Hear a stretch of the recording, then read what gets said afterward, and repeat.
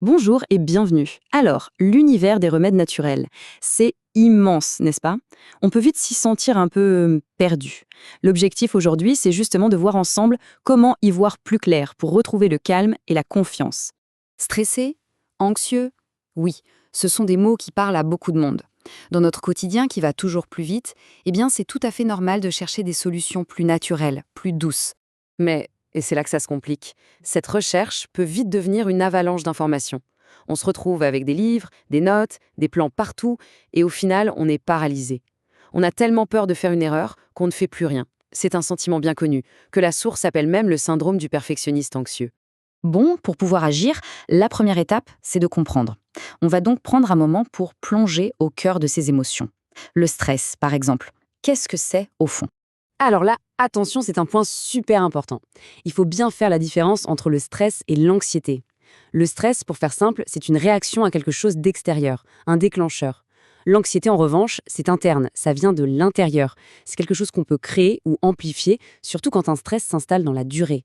Et face au stress, notre corps a un plan d'action bien rodé. C'est le docteur Cellier qui a mis ça en lumière en 3 phases. Phase 1, l'alarme. Le corps tire la sonnette d'alarme, libère de l'adrénaline, on est prêt à réagir. Phase 2, l'adaptation. Si la menace continue, le corps s'adapte, il tient bon, mais il commence à puiser dans ses réserves. Et la phase 3, si ça dure, et dure encore, c'est l'épuisement. Et c'est là bien souvent que les vrais soucis peuvent commencer. Heureusement, face à cet épuisement potentiel, on n'est pas sans ressources. La nature, elle, nous tend la main. Il existe des réponses végétales, de vrais alliés qui sont juste là, à notre portée. Allons en découvrir quelques-unes. Alors, prenons 3 exemples concrets. D'abord, la camomille. Ah, la camomille, c'est la douceur incarnée, la tisane qui réconforte, parfaite pour calmer les tensions. Ensuite, on a la valériane. Là, on monte d'un cran.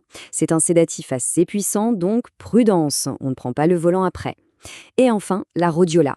Celle-là est vraiment fascinante. C'est ce qu'on appelle une plante adaptogène. En gros, elle aide le corps à mieux s'adapter, à mieux résister au stress. On voit bien que le plus important, c'est de bien les connaître pour savoir ce qu'elles peuvent apporter, mais aussi leurs limites. Ok, maintenant, l'étape suivante, créer ses propres remèdes. Je sais, ça peut paraître intimidant, un peu chimiste amateur, mais en réalité, c'est beaucoup plus simple qu'on ne le pense. Allez, on va démystifier tout ça ensemble. Prenons un premier exemple, la teinture alcoolique. Franchement, c'est presque un jeu d'enfant. Il faut juste des plantes séchées et un alcool assez fort, genre de la vodka ou un alcool de fruits. On met les plantes dans un bocal, on couvre d'alcool et hop, on laisse macérer 3 petites semaines à l'abri de la lumière. On pense juste à secouer le bocal de temps en temps. Au bout des 3 semaines, on filtre et c'est prêt, c'est tout, vraiment. Une autre préparation super accessible, le macérat huileux. C'est exactement le même principe. On prend des plantes séchées, on les met dans un bocal, et cette fois, on les couvre complètement avec une bonne huile végétale. On laisse reposer, un peu plus longtemps, 4 semaines, toujours dans le noir. On agite régulièrement, et à la fin, on filtre, on presse bien les plantes pour récupérer toute l'huile, et voilà, c'est prêt. Pas besoin d'être un grand sorcier pour faire ça. Mais on se rend vite compte d'une chose. Connaître quelques recettes, c'est super, c'est un bon début. Mais ça ne résout pas le problème de fond, cette sensation d'être submergé. Le vrai changement, il vient souvent quand on trouve une méthode, un chemin balisé. Et justement, ce chemin, il a été tracé par quelqu'un qui est passé exactement par là. C'est l'histoire de Valérie, la créatrice d'Olia. Elle a vécu ça, se sentir noyée sous les infos, avoir cette peur constante de faire une bêtise, et c'est de sa propre expérience qu'elle a créé une méthode, pour que d'autres n'aient pas à vivre ce même parcours du combattant. Cette solution, c'est l'atelier du chemin vert. Et l'idée est simple mais géniale, ce n'est pas de rajouter de l'information à l'information. Au contraire, c'est de proposer des formats courts, des tutos vidéo, des fiches pratiques, des choses digestes. Et surtout, c'est de briser l'isolement, grâce à une communauté et des sessions en direct. Bref, tout ce qu'il faut pour avancer à son rythme, pas à pas, sans jamais se sentir dépassé. Et au fond, la promesse, elle est là. C'est de transformer ce doute qui nous paralyse en une confiance qui nous donne des ailes. C'est de passer de la théorie un peu floue à des gestes simples et concrets.